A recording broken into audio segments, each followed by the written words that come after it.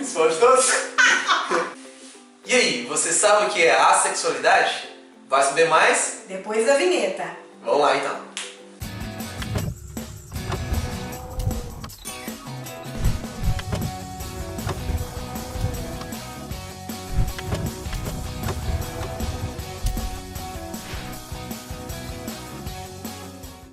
Olá galera, hoje nós estamos aqui com a Elizabeth Regina Batista de Oliveira. E Elizabeth, se apresente um pouco e me fale como você começou nesse ramo da sexualidade.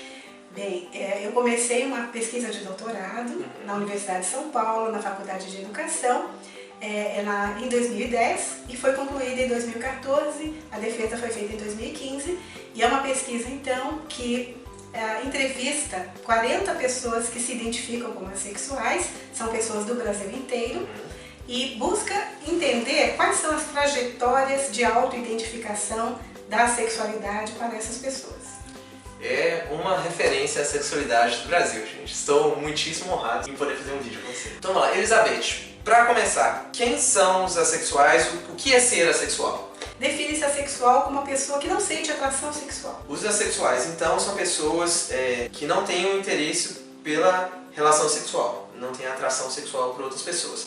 Isso é igual o celibato ou algum trauma, algum problema físico ou doença que a pessoa pode ter tido que levou a pessoa a não ter relação sexual? É igual a ser assexual? É uma pergunta bem interessante a que você faz, não é tão simples assim a resposta, mas a gente pode dizer que no celibato existe uma decisão do indivíduo pela abstenção, abstinência sexual, seja por que motivo for, seja por motivo religioso, moral, né? Ou se a pessoa pretende se dedicar durante determinado tempo a alguma outra tarefa, estudo, trabalho, carreira, e decide por um tempo não se engajar em relacionamentos amorosos sexuais, isso é o celibato. É uma decisão da pessoa. A sexualidade não é uma decisão da pessoa.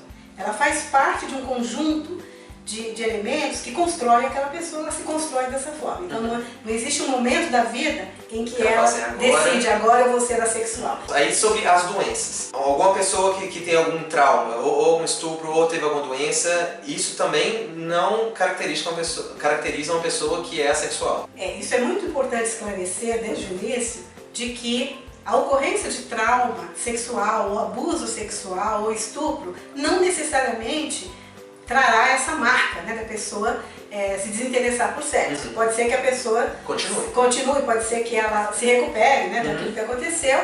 E então não é possível se estabelecer uma relação entre essas coisas. Mas no caso daquelas que pararam de ter sexo, elas são consideradas sexuais? Aquelas que sentiam desejo sexual e posteriormente deixaram de sentir. Ou por alguma doença. Isso não é a sexualidade. Não é a sexualidade. Que é uma condição, ou um estado, né, uma forma de viver a sexualidade que em geral vem ao longo da vida.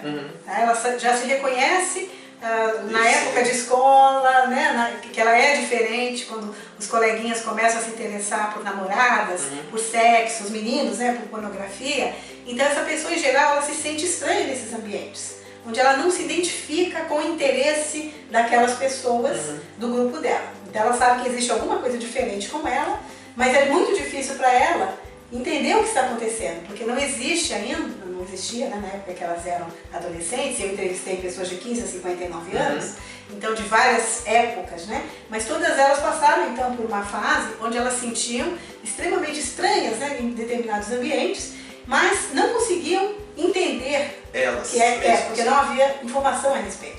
Então tinha esse problema de identificação. Então nesse caso essas crianças, quando se descobrem, quando vem que tem alguma coisa diferente, a gente estava conversando antes que é diferente para uma pessoa que se descobre gay e para uma pessoa que se descobre assexual. Dessa questão de conseguir se identificar por já haver uma cultura, uma explicação anterior. Você pode falar um pouquinho disso? Exatamente. Isso acontece então com as pessoas que hoje se auto-identificam como assexuais, é que na época em que houve esse impasse, né, onde elas perceberam que eram diferentes de seus colegas, não ter na cultura referências de identificação, né, com quem ela pudesse, puxa, eu não me identifico, porque quando a pessoa é gay, por exemplo, existe todo um aparato, né, cultural que fala da cultura gay, A cultura gay explica o que é, está na novela, está nos filmes, está em todos os lugares. E a sexualidade ainda não está na cultura dessa forma. Então essa pessoa começa a formular hipóteses, né? Do que ela Por que eu sou diferente? O que eu sou, afinal de contas? Então passa a ser uma busca pessoal que é muito complicada para essa pessoa, porque não existe ainda informações, né, que classifiquem a sexualidade como uma sexualidade legítima, a falta de interesse. Então ela começa a passar por várias hipóteses, né, de timidez, hipótese, será que é porque eu sou religioso? Será porque eu tenho valores morais? Será que eu sou gay? Será que eu sou gay? Então chega nessa hipótese, né? A hipótese da homossexualidade passa por quase todas elas. Se eu não tenho atração sexual para uma menina, será que eu sou gay? Será que eu teria? Exatamente, porque nós temos aí polarizado a heterossexualidade e a homossexualidade como possibilidades e talvez com uma bissexualidade no meio. Mas talvez com as únicas possibilidades. Com as únicas possibilidades. E todas elas estão fundamentadas no desejo sexual obrigatório. Que não é o caso dos assexuais. Que não é o caso dos assexuais. Então, entram em conflito. Existe um conflito muito grande em relação à própria identidade e aquelas possibilidades de identidade que a sociedade apresenta. E aí, ou ele pensa que é gay por ele achar mesmo, ou porque é dos outros sugerirem. Então, isso pode surgir os amigos, principalmente para os homens, tá? Mas acontece com as mulheres também, mas principalmente com os homens que foram entrevistados por mim, e dizer que, puxa, quando eu tinha 16, 17 anos, acontece que os meus colegas começaram a me perguntar se eu era homossexual e até dizer, você é homossexual. Já afirmava. Já afirmava. E isso coloca, então, uma dúvida naquela pessoa, que também acaba, né, por dificultar a chegada a uma outra possibilidade que não seja a homossexualidade ou a heterossexualidade. Pessoas assexuais, elas buscam um relacionamento? Elas podem ter um relacionamento? Como é o relacionamento para um assexual? Para as pessoas assexuais, principalmente aquelas que eu entrevistei, ficou para mim bastante claro, desde o início das entrevistas, que elas separam amor de sexo. Então são coisas que andam separadamente e que para elas sentem sim um amor. A atração romântica, a atração amorosa, a vontade de ter uma parceria amorosa é comum em quase todas essas pessoas. E aí essa atração, ela tanto pode ocorrer pelo mesmo sexo, pelo outro sexo, por qualquer dos sexos ou independente de sexo e gênero. Entendi. Tá? Então ela pode ocorrer e ela ocorre independente da atração sexual. Da atração sexual. São coisas separadas para essa pessoa. Então a maioria quer sim um relacionamento amoroso. E aí a gente entra na questão da orientação sexual e da orientação romântica. Eu fiz um vídeo, chamo Que Afinal é LGBT, que vai estar aqui em cima, provavelmente nesse canto, falando de alguma dessas barrinhas de orientação sexual, o que é identidade de gênero, orientação romântica. Se vocês quiserem, clique aí que tem elementos ali importantes que vocês acham que seria interessante. Mas aí, nesse caso da orientação sexual e orientação romântica, é essa divisão entre amor e sexo. Exato. Uma pessoa talvez não tenha atração sexual por outra pessoa, mas tem atração romântica. Exatamente. E aí, nessa orientação romântica, nós temos pessoas heteroromânticas, que é o termo que foi usado. Isso, que é normalmente usado nas comunidades, né? No outro lado, nós temos as homoromânticas. E aqui no meio, as várias birromânticas. Um degradê aqui, né? Exato. Então nós temos de possibilidades. E pessoas, talvez, que não têm essa vontade de ter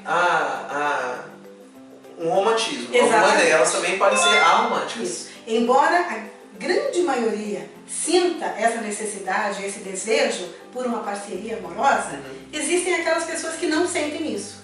Então eu entrevistei diversas delas, né? Entre os meus 40 entrevistados, eu tenho algumas pessoas com essa experiência.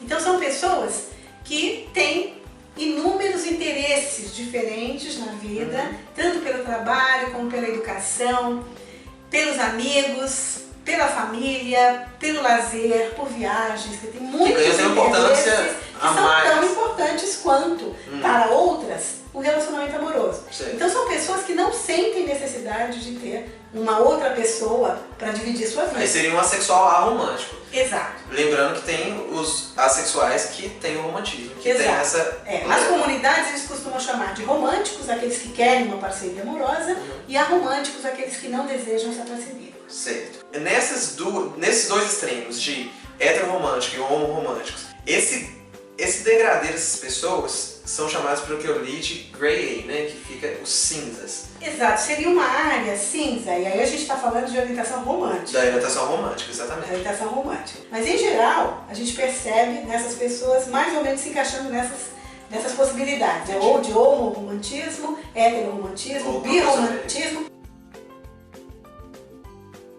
Demissexual significa que ele tem possibilidade de sentir atração sexual. Isso, em que contexto? Pera, eu tive que dividir o vídeo em dois, porque senão ficaria muito grande. Se você quer continuar assistindo a essa entrevista, por favor, clique aqui em cima para a parte número 2. Se já quiser adiantar, pode curtir e se inscrever no canal e compartilhar.